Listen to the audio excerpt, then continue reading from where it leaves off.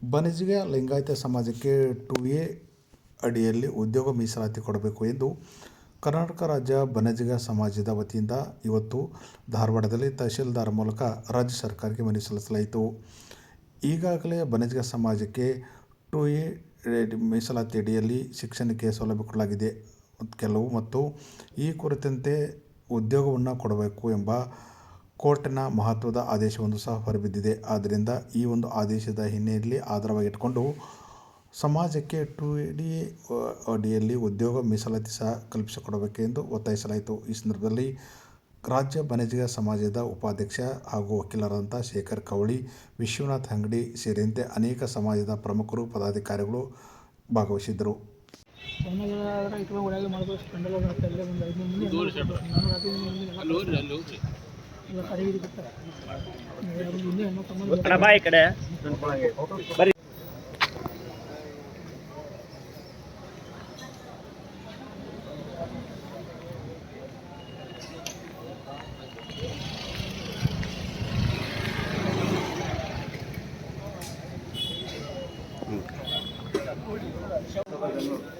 ಮಾನ್ಯ ತಹಶೀಲ್ದಾರ್ ಧಾರವಾಡ ಮುಖಾಂತರ ವಿಷಯ ಬಣಿಗ ಜಾತಿಗೆ ಸೇರಿದ ನಮ್ಮ ಸಮುದಾಯವನ್ನು ಪ್ರವರ್ಗ 2 ಅಡಿಯಲ್ಲಿ ಉದ್ಯೋಗ ಮೀಸಲಾತಿಗೆ ಪರಿಗಣಿಸಿ ಆದೇಶಿಸಲು ಮನವಿ.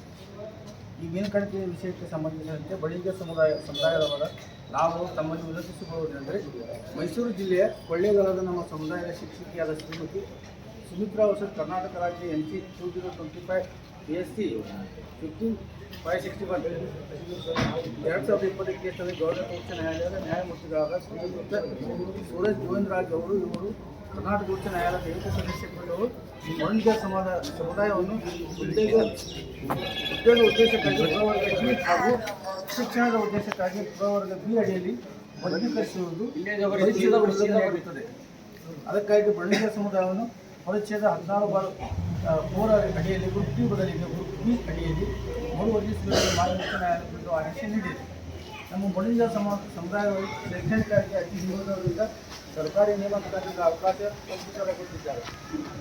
ಸಂವಿಧಾನ ಸಮುದಾಯಕ್ಕೆ ಇದು ವ್ಯತಿರಿಕ್ತವಾಗಿದ್ದ ಕಾರಣ ಈ ಹಿನ್ನೆಲೆ ಬಣಿಗ ಸಮಾಜವನ್ನು 14/4 ಅಡಿಯಲ್ಲಿ ಗ್ರೂಪ್ B ಬದಲಿಗೆ ಗ್ರೂಪ್ B ಅಡಿಯಲ್ಲಿ ಮರುವರ್ಗೀಕರಿಸಿ ಉಚ್ಚ ನ್ಯಾಯಾಲಯ ಆದೇಶದ ಪ್ರಕಾರ ಬಣಿಗ ಸಮುದಾಯಕ್ಕೆ ಸಾಮಾಜಿಕ ನ್ಯಾಯ ಒದಗಿಸಲು ಸಂಬಂಧಿಸಲಾಗಿದೆ ಮತ್ತು ಆದೇಶಗಳು ಒಳಗಾಗಿನ ತಮ್ಮನ್ನು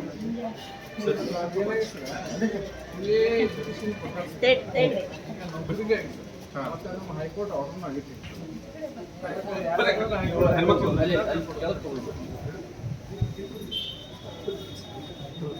As per High Court order,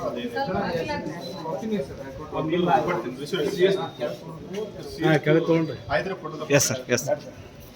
Sir, one correct report.